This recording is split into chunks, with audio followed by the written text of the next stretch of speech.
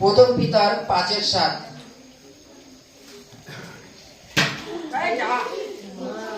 Hallelujah hallelujah. তোমাদের সমস্ত ভাবনার ভার তাহার উপরে ফেলিয়া দাও, কেননা তিনি তোমাদের জন্য চিন্তা করেন। Hallelujah hallelujah. বাইবেলে বলছে তোমাদের সমস্ত চিন্তার ভার তার উপরে ফেলে দাও, কেননা তিনি তোমাদের জন্য ভাবেন। হালেলুয়া। আমরা আগে দেখেছি রানার রানার রানার বুঝি আমরা, পিঠে বস্তা নিয়ে, বর্তমানে পিয়ন, আগে রানার বলা হতো। পিঠে একটা বস্তা, হাতে একটা হেরিকেন আর একটা লাঠি, ব্যাস চললো। জানি তো নাকি? কবিতা পড়েছিল তো, রানা ছুটেছে ওই ঝুমঝুম ঘন্টা বাজছে রাতে, রানার চলেছে খবরের বোঝা কাঁধে। ওই খবরে কোন পরিবারের সুখ আছে, কোন পরিবারের দুঃখ আছে, কোন পরিবারের আগে বাড়ার প্রেরণা আছে, কোন পরিবারের আবার কোন বিয়ের সম্বন্ধ হতে পারে, কিন্তু তার পিঠে যে বোঝাটা সে তাতে সমস্ত রকম আছে। জানো তো নাকি? বাইবেলে কি বলছে? আমাদের সমস্ত চিন্তার ভার যেন আমরা তার উপরে ফেলে দিই। কার উপরে? রানার উপরে না, প্রভু যিশুর উপরে। তিনি আমাদের জন্য ভাবেন। আমরা প্রত্যেকটা কাজে সফলতা হতে পারি না কেন? আমাদের উপরে কিছু প্রেশার রয়েছে, চাপ। কোনো কাজে আমরা আগে বাড়তে পারি না কেন? আমার উপরে কিছু চাপ আছে।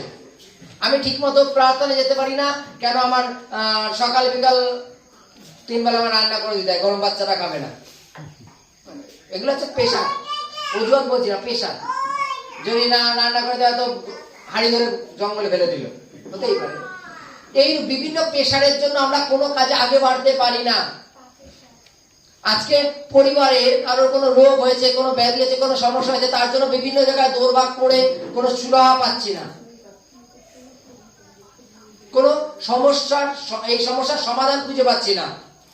তাই নিয়ে খুব চিন্তিত। চিন্তার জন্য ছেলেরা কি করে, মাঝে মাঝে একটু দোকানে গিয়ে একটু খেয়ে দিয়ে নিল। আর এক একজনের ভাবনা এক এক রকম। বাইবেলে কি বলছে? আমাদের সমস্ত চিন্তার, বাইবেলের কাছে তুমি তার একটা বস্তা করো আর প্রভুকে সেটা দিয়ে দাও, কেন তিনি আমাদের জন্য চিন্তা করেন। হালেলুয়া। আমরা সাধারণভাবে জগতের মাতা পিতার কথা ভাবি, জগতের যিনি মাতা পিতা আছেন জগতের, আমরা তাদের কথা ভাবি। আজকে যদি কখনো কোনো ছেলে বা কোনো মেয়ে যদি খুব চিন্তিত থাকে, তার মা বাবা জিজ্ঞাসা করে কি সমস্যা, কি আমাকে বল, দেখছি আমি, বলে না? এবং সেই সন্তান যদি মা বাবাকে খুলে বলে যে আমার এই সমস্যা, আমি এর থেকে পার হতে পারছি না, তার মা বাবা বলে ঠিক আছে আমরা দেখছি, তারা কি দিয়ে কি করা যায়, কি দিয়ে কি করা যায়। তার মা বাবা দায়িত্ব নিয়ে ফেলেছে, তখন তার মাথা থেকে একটুখানি হালকা হয়ে গেল, চলো। যদি কোথা থেকে 10,000 টাকাও জোগাড় করতে হয়, তা উনি তো বললো যে আমরা 6-7 হাজার টাকার ব্যবস্থা করে দেবে, তাহলে 2-3 হাজার টাকা সে আমি এখান করে ম্যানেজ করতে পারবো। চিন্তার ভাবনা কে নিয়েছে? জগতের মাতা পিতা, তাই তো? কিন্তু বাইবেলে বলছে তোমার 100% চিন্তার ভাবনা তার উপরেই ফেলে দাও, কারণ তিনি তোমার জন্য ভাবেন। আজকে জগতের সন্তান যদি দুঃখী থাকে, এটা জগতের মাতা পিতারা চায় না। তদ্রূপ আজকে আমরা যখন ঈশ্বরের সন্তান, আমরা দুঃখী থাকবো, আমরা কষ্ট পাবো, এটা ঈশ্বর সর্বপ্রথম কি করে চান? কারণ তিনি আমাদের প্রেম করেন। তার অসম্ভব প্রেম, তার কিছু দৃষ্টান্ত আমাদের দিয়েছেন। যখন আমরা বিভিন্ন ভাবে পরীক্ষায় পড়ি, সমস্যায় পড়ি, আমরা প্রার্থনা করি, তিনি আমাদের প্রার্থনার উত্তর দেন। আমরা উপলব্ধি করতে পারি যে প্রেম আছে বলেই তিনি আমার প্রার্থনা শুনেছেন, তিনি আমাকে প্রেম করেন এবং প্রার্থনায় উত্তর দিয়েছেন, তাই তো নাকি? যদি প্রেম না করতেন তাহলে উত্তর দিতেন না। জাগতিক মাতা পিতা দেখবেন, সন্তান রাগ করে যদি ভাড়া বাড়িতে গিয়েও থাকে, মা বাবা পেছন দিয়ে হলেও সাইড থেকে হলেও সাপোর্ট করে না? মনে করো 2 মাসের ভাড়া বেঁধে গেছে, 3 মাসের ভাড়া বেঁধে গেছে, বাবা মা সেই ভাড়া লাগে গিয়ে বলে আমি তোমার টাকা দিচ্ছি, তুমি বলবা না ছেলেরে যে আমি তোর ভাড়া দিয়ে দিলাম, তুমি ওদের কাছে আর চাবা না, পরে বলবা ঠিক আছে তোদের দিতে হবে না, তোরা যা। হালেলুয়া। করে না? আজকে তদানুসারে ঈশ্বর সদাপ্রভু তিনি আমাদের জন্য ভাবেন আমরা কোন সমস্যায় পড়ে আছি, কোন সমস্যাতে, এই সমস্যা থেকে আমাদের বেরোতে গেলে কি করতে হবে, তিনি প্রতিনিয়ত আমাদের জন্য চিন্তা করেন। কিন্তু আমরা কি চিন্তার ভার তার উপরে দিই? আমরা কি আমাদের চিন্তার ভার তার উপরে দিই? আমরা চিন্তার ভার দিই। কেমন করে জানেন? যখন আমরা প্রার্থনায় বসলাম, হালেলুয়া জয় যিশু বলার পরের থেকে, এখানে অনেকে আছেন যারা মাসিক বাজার করেন, মুদিখানা লিস্ট করেন তো নাকি?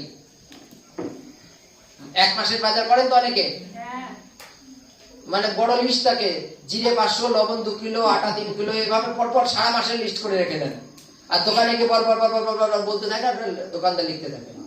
তা আমরা যখন প্রার্থনা করতে বসি, ঠিক আমাদের লিস্টটাকে তুলে ধরি যে প্রভু এটা আমার লাগবে, সারা মাসের লিস্ট লাগবে, সারা মাসের লিস্ট লাগবে।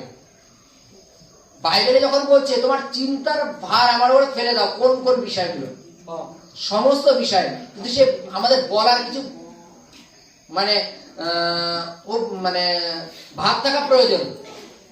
আমরা কিভাবে তাকে বলছি যে প্রভু আজকে আমি এই সমস্যা করেছি, তুমি সমস্ত কিছু অবগত আছো, আমি ভার তোমার উপরে ছেড়ে দিচ্ছি, আমি আজকের পরে বিষয়টা নিয়ে চিন্তা করবো না।